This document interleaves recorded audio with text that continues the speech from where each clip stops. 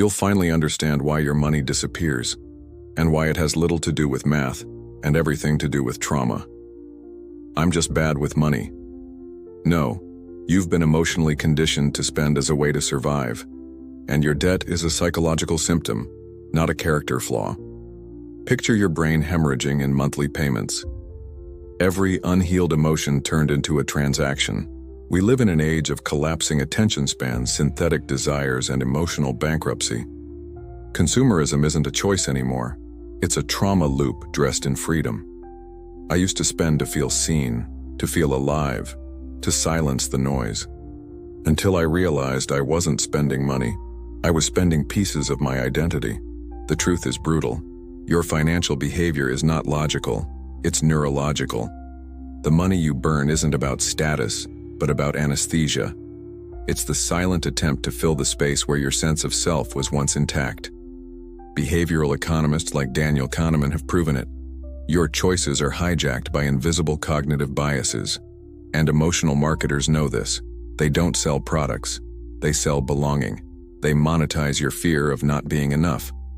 Gabor Mate would ask, not why the addiction, but why the pain? Your spending isn't careless, it's strategic, from your wounded inner child's perspective. You think you're buying convenience, luxury, progress. But what you're really buying is emotional silence, temporary numbness, a little hit of identity, and every time you tap your card, you're paying for the permission to delay your healing. You didn't choose your relationship with money, it was installed, like malware in your subconscious. From your first birthday gift to your first denied toy in the supermarket aisle, you were taught what money meant before you ever touched it. Money became a symbol long before it became a tool, a proxy for love, power, validation. You watched your parents argue over bills and internalized that money is a source of stress. You were rewarded with toys for being quiet, candy for compliance. And every commercial you saw reinforced the same story. To be loved is to consume. That story became a script, and you've been following it ever since. Robert Cialdini showed that humans are driven not by logic, but by deep-rooted psychological triggers. Scarcity, urgency, social proof. Marketers know this. They don't appeal to your wallet. They bypass it and go straight to your nervous system. That's why you don't just buy. You react to fear, to loneliness, to identity confusion. You were conditioned to associate spending with control, ownership with self-worth, shopping with safety. You believe you're making choices, but most of the time, you're just obeying emotional algorithms written in childhood. Every financial decision you make is drenched in layers of inherited meaning. That Starbucks drink, it's not just coffee. It's a moment of self-care in a world that taught you to neglect yourself. That expensive jacket, not clothing, but armor against inadequacy. The debt, not stupidity, but a desperate strategy to feel secure, loved, or seen. Until you rewrite the script, your money will keep repeating your pain. You sit in front of your phone, adding things to your cart, not because you need them, but because something inside you is starving. Not for things, for integration. Your financial decisions are not made by your rational self. They're made by the exiled parts of you. The wounded child, the performer, the saboteur. These fragments take turns behind the wheel, swiping your card in the name of relief, distraction, or invisible revenge. Carl Jung called it the shadow, the part of ourselves we repress, deny, or disown. When the shadow governs, you're not buying a new pair of shoes. You're buying a feeling you were never allowed to have. Spending becomes a psychic language. The orphan buys safety. The addict buys escape. The abandoned self buys attention. And the perfectionist buys silence. You've turned money into a tool of emotional translation, but the message is distorted. Because the child within you doesn't know interest rates or overdraft fees. It just wants to feel whole. And it's willing to bankrupt your future to anesthetize your past. Florence Scovel Shinn once said, "You pay for everything with your beliefs." And most of your beliefs were inherited from people just as wounded. You learned that money is dirty, that pleasure is dangerous, that success invites punishment. And so you sabotage, impulsively. You treat yourself into financial ruin, not out of greed, but out of grief. You don't have a money problem. You have a fragmentation problem. Until these parts of you are seen, felt, integrated, they will keep spending your energy and your income to scream for your attention. They told you that having a credit card meant independence. They told you 2-day shipping meant empowerment. They told you monthly subscriptions meant abundance. But what they really gave you was anesthesia, a digital morphine drip disguised as choice. You are not spending to expand, you're spending to escape. We live in a world where dopamine is more valuable than dollars, where convenience is sold as liberation and debt as lifestyle. Capitalism evolved. It no longer just wants your labor. It wants your loneliness, your impulses, your time, and it will reward you with points, likes, and free shipping for surrendering them. You're not a customer. You're the product. Daniel Kahneman showed that humans prefer immediate rewards over long-term gains. But no one told you this was engineered.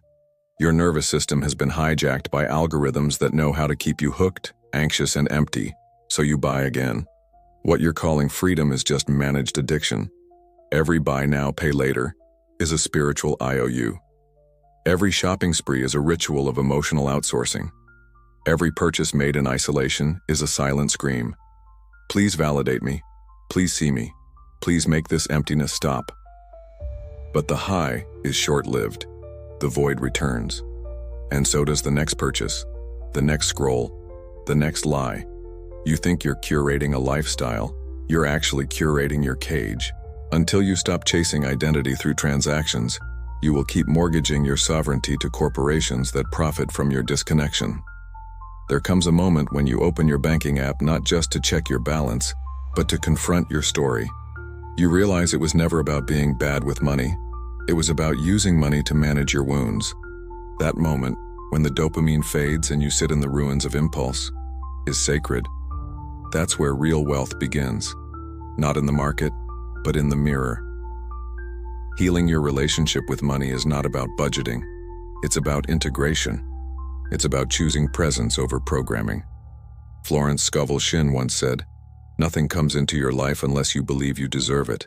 And most of us were taught we don't. You were raised to believe money is dangerous, that desire is shameful, that joy is earned through exhaustion. So of course you overcompensate. Of course you spend recklessly. You're trying to prove to yourself that you exist. But what if every purchase became a moment of inquiry? What if every swipe of the card asked, "Is this in alignment with who I'm becoming?" Rebuilding your financial reality means reclaiming authorship over your values. It means refusing to outsource your identity to brands. It means investing in depth over dopamine. This is not about scarcity, it's about sovereignty. You are not here to be efficient. You are here to be whole. And your money, your energy, must flow from a place of inner congruence. Every transaction becomes a declaration. Every dollar spent, an act of embodiment. No more feeding your emptiness. No more purchasing illusions. You've cracked the code, you've found the wound. Now you build a new economy, one that serves your soul. It was never about the numbers. It was about the parts of you that believed they were worth nothing, and every reckless dollar was their silent rebellion. Now you see, the real bankruptcy wasn't financial, it was spiritual. And the healing isn't in saving, it's in seeing. You are not broken, you were fragmented. But today, you begin the great reintegration. You now know the truth. Your money is a mirror. It reflects your self-worth, your boundaries, your inner stability. You no longer spend to escape. You spend to embody. Close your eyes. Breathe. Feel the weight of every past transaction melt into understanding. You were trying to survive, and now you're ready to live. This is your rite of passage, the end of self-abandonment, the beginning of sacred commerce. If something in you cracked open during this video, declare it now. I don't spend to escape, I invest to exist. Share this with someone still trading their identity for consumption. And if you're ready to reclaim your power, subscribe now. Because the economy outside is built on distraction, but your true wealth begins in presence.